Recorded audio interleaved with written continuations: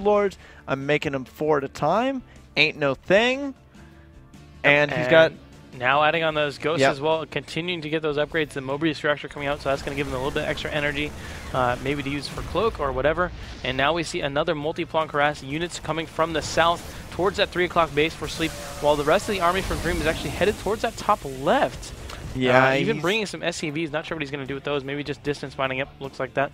Oh, he's floating the command center over there. There is a burrowed Zergling, so really responsible play out of Sleep with burrowing those Zerglings at the potential expansions for his opponent. But, I mean, Sleep has been really battered for so much of this game, and it all started with Dream going like 3 CC before getting 6 Marines on the field, which is just so greedy, and Sleep not punishing it economically or tech-wise or army-wise.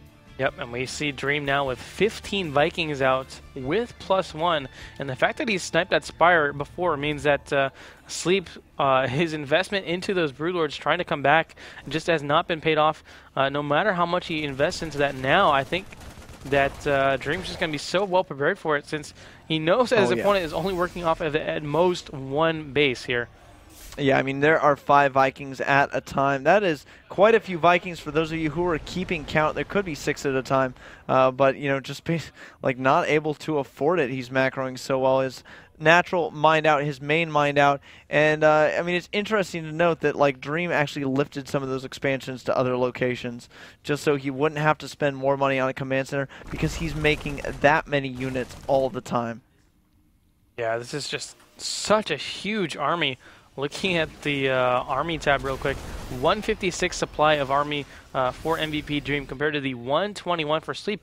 And obviously, I think Dream's Army is just much more expensive than Sleep, so it's going to be a little bit more effective. And Sleep, I don't know what he's going to do here. He just does not have that many Infestors out.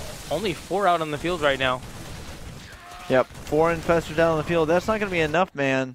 And a command center tries to land on a morphing hatchery, and of course is unable to do so, but the entire Terran Armada is making its way down to kill that off, or at least 3 Hellions will, and a couple Marine Marauder. Sleep does have quite a few Broodlords and a lot of Corruptors on the field, and I mean, if he can get just like, you know, ungodly Fungals, and the Corruptors kill off all of the Vikings, we could see Sleep still win this, but it's going to be such a hard fight. Nukes, man, and Sleep only has 5 Infestors, so even with every single one of them getting perfect Fungals off, I don't know if it's going to be enough. And right now the Ghost EMPing those Infestors as well, getting a couple snipes off here.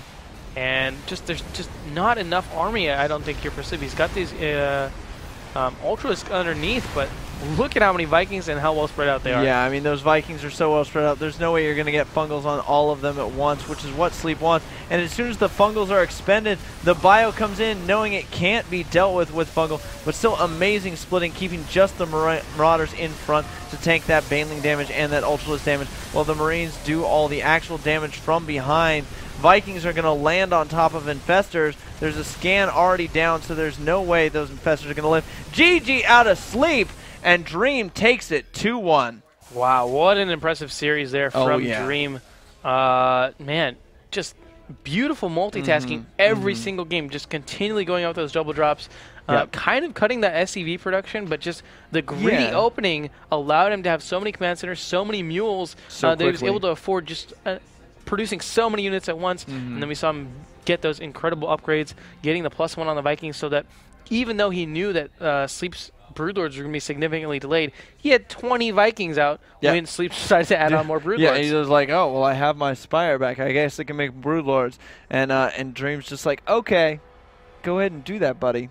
That'll be a good time. Yeah, and he just got so ahead bit by bit that I don't really even know what Sleep should have made there. He had Marauders, he had Marines, he had the Ghosts, he had the Vikings with +1, he had 3/3 on his bio, he had all those Blue Flame Hellions, he was harassing every single which way, and there was just nothing for Sleep to do. Yep. It is 100% true. Guys, we're going to jump off the stream.